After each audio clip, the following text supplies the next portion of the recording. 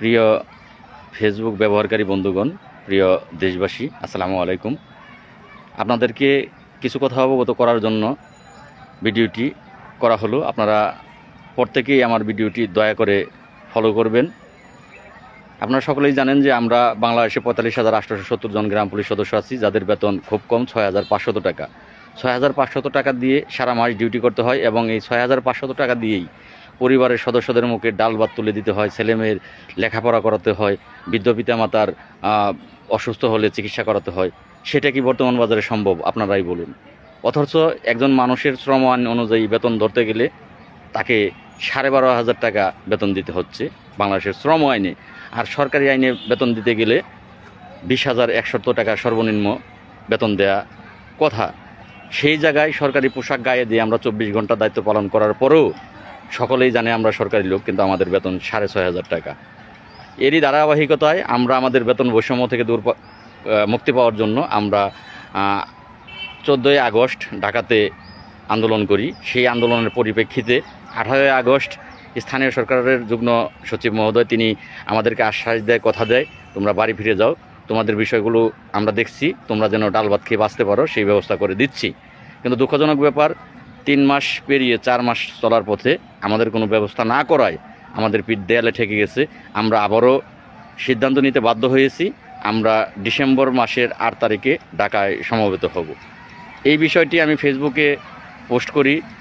৪৫,৮৭০ জন গ্রাম police সদস্য আমরা ঢাকায় আসব। আমাদের জীবনমান যেহেতু উন্নয়ন করা হয়নি, আমাদের কথা দিয়ে কথা রাখা হয়নি, সেজন্য ইতিমধ্যেই এই বিষয়টি নিয়ে বিভিন্ন থানাতে ওসি মহোদয়গণ গ্রাম পুলিশ সদস্যদেরকে ডেকে আগামী ৮ তারিখ প্রায় সারা বাংলাদেশের প্রত্যেকটা থানায় এক এক থানায় এক এক দিন হাজিরা, কিন্তু আগামী রোববার কেউ যেন কোনো গ্রাম পুলিশ যেন ঢাকা না আসতে পারে সেই জন্য রবিবার দিন থানাতে প্যারেডে উপস্থিত থাকতে হবে, থানাতে অংশগ্রহণ করতে হবে, এই মর্মে প্রত্যেকটা গ্রাম পুলিশকে চাপ দেওয়া হচ্ছে।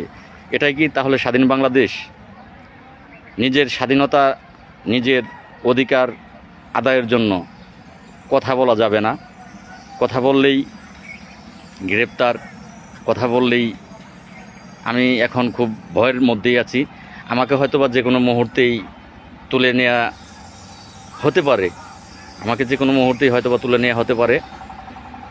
আপনারাই বলুন প্রিয় দেশবাসী, আপনারাই বলুন, বর্তমান সময়ে ৬,৫০০ টাকা বেতন, এই যে চরম বেতন বৈষম্য, এই নিয়ে আমরা কি, আমাদের কি সেই স্বাধীনতাটা এই স্বাধীন বাংলাদেশে নেই যে আমরা সেই কথাগুলো ঢাকাতে গিয়ে বলবো, আমরা আবদার করব?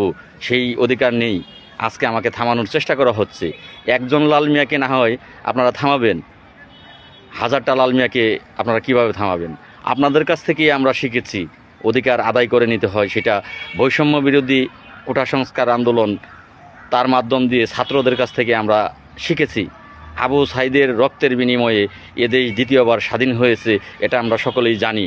কিন্তু সেই স্বাধীন বাংলাদেশে আমার অধিকার, আমার মৌলিক অধিকারগুলো, সেগুলো প্রতিষ্ঠা করতে গিয়ে কেন আজকে ঢাকাতে যাওয়ার আগেই আইনি বাধা?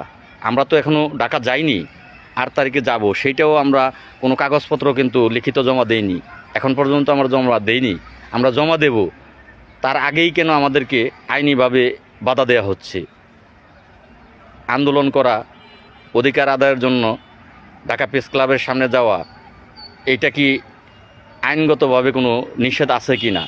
যদি নিষেধ না থাকে তাহলে কেন আমাদেরকে থামানো হচ্ছে? একটা লাল মিয়াকে না হয় থামাবেন, না হয় রবিবার ৮ তারিখ থামাবেন, পরবর্তী দিনগুলো কিভাবে থামাবেন? প্রতিদিনই কি আমাদেরকে এভাবেই আপনারা জিম্মি করে রাখবেন? যাই হোক প্রিয় দেশবাসী, মৃত্যুর ভয় আমি করি না। আমার ৪৫,৮৭০ জন গ্রাম পুলিশ বাহিনীর সদস্য ভাইদের উদ্দেশ্যে শেষ কথা, আমি লাল মিয়া যদি নাও থাকি, আপনারা আপনাদের অধিকার আদায়ের জন্য কেউ ঘরে বসে থাকবেন না, কেউ বাড়ি বসে থাকবেন না। আপনারা একটা লাল মিয়ার মৃত্যু হলে হাজারটা লাল মিয়ার যেন জন্ম হয়। আপনারা সকলেই ঢাকা চলে আসবেন ৮ তারিখ।